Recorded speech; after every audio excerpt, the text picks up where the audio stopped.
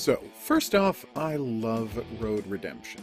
I bought this game last year on the PC, and now I'm playing a review copy of the PS4 version, and it's fantastic. It completely captures the feeling of playing Road Rash back in the day.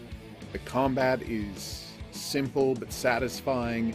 The bike mechanics are very arcadey, but not so difficult to control that it ever becomes an issue. If I crash in the game, it's not because the game did something wrong, but because I was going too fast, or I wasn't paying attention, or usually I was so distracted that I drifted into the oncoming traffic lane and got wiped out by a truck. As much as I love the game though, it is just made out of bugs. In my 20 or so hours playing the PS4 version, it crashed somewhere between 12 and 15 times. This is a huge problem for the game because it does not autosave in any meaningful way. Yes, you can say continue campaign and pick up on the stage you left off on, but the game will not keep track of what upgrades you've purchased, or even what character you were playing as. This is even worse in Campaign Plus mode, where the game just throws random levels at you until it's time for the final boss fight. In that, if the game crashes, you just have to start over from scratch. Another frustrating technical issue is how the computer cheats at racing. Now, I expect a little bit of rubber banding to happen in a game like this. I mean, the game's gotta cheat just to get characters all lined up so they can do hand-to-hand combat with each other. But the developers don't just tweak the racing physics to help keep things fair. They also do it to ensure that the enemy bikers never crash under almost any circumstances. In any random playthrough of a game of Road Redemption, you're bound to see dozens of examples of NPC bikers essentially teleporting out of the way of oncoming cars, then instantly righting themselves back to where they were.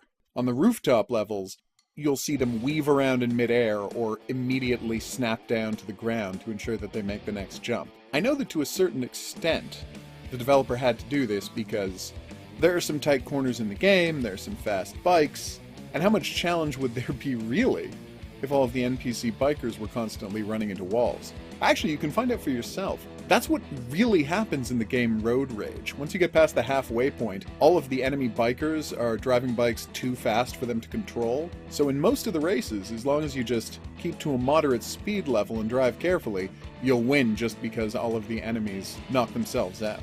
I get why Road Redemption's developers wanted to give the NPC drivers an edge. The game's difficulty level is actually extremely well balanced, but I can't express how frustrating it is to constantly be driving into oncoming traffic and never see another bike crash unless you physically kick them into it. I'd give them the rooftop cheating, I'd even give them the unbelievable cornering, but come on, developers, let the oncoming traffic wipe out a few bikes? It would just make the whole thing that much more thrilling. This is one of the few times I actually saw a legit enemy crash, and it only happened because the rubber band pulled so hard that it slammed him into a wall at well past fatal speed. I'm also a little disappointed the game doesn't have any endings for the various characters. Sure, the game has a very basic plot. An assassin has killed the gun dealer, and you're out there trying to take down the assassin for the bounty put on his head. But all of the characters in the game should have their own reason for chasing that bounty? Like, it's fine if the Dutch, the default character, is a legit jackal, the heroic gang in the game, and wants to win it for his team, but why is Santa going after the bounty? Why is the Headless Horseman going after the bounty? Why is this barbarian pulled out of time going after the bounty? Back in the day, we could expect a game like this would end with maybe a cutscene, but at least a full-screen CG showing what happened to the character after the end, and then a page of text, with voice actor or not, wrapping up their plot. The developers didn't bother though, even when they had a perfectly good cast of characters to play with. Speaking of those characters, enough of them are references that I found myself baffled at what some of them are supposed to be references to. Like, here's Nathan Algren, the character Tom Cruise played in The Last Samurai, so he can't use any guns, because that's the whole point of the character. Of course, he doesn't start with a samurai sword, which is a really weird choice. Then you've got the aforementioned Santa and the Headless Horseman, Freddy One-Arm, who's of course supposed to be the one-armed man from The Fugitive, and Leonard Shelby, who of course is the main character from Memento. Although I don't know what not being able to make new memories has to do with any of his abilities in the game. The strangest one, though, is John Spartan, which is of course the character that Sylvester Stallone played in Demolition Man.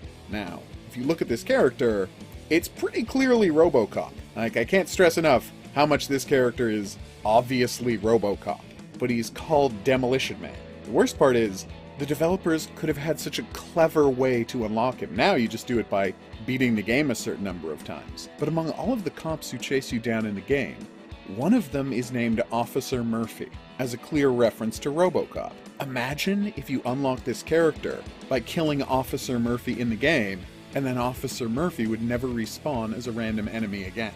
How did they miss that? Also, and this is just a personal nerdy thing, I was one of the people trying to race to be the first person to platinum this game, and I gotta say, a couple of the trophies are extremely broken. There's one for killing 1,000 enemies that I didn't unlock until I'd gotten at least twice that number. Then there's the trophy for gathering $1 million across all playthroughs. At the time this video is published, no one has unlocked that, even though I, and I can only assume a number of other people, have all easily crossed that threshold. So yes, Road Redemption is a mess of bugs, and frustratingly uncompletable, but I can't deny the unparalleled thrill its motorcycle-based combat offers. This game is truly a great experience to play, and I'm glad I got the chance to, despite its many, many flaws. Seriously though, developers, let bikes smash into oncoming cars. How easy could it possibly make the game? I've been the Hidden Object Guru, and I hope you'll try out Road Redemption for yourself. Thanks for watching. I'll see you back here for the next thing, but until then, au revoir.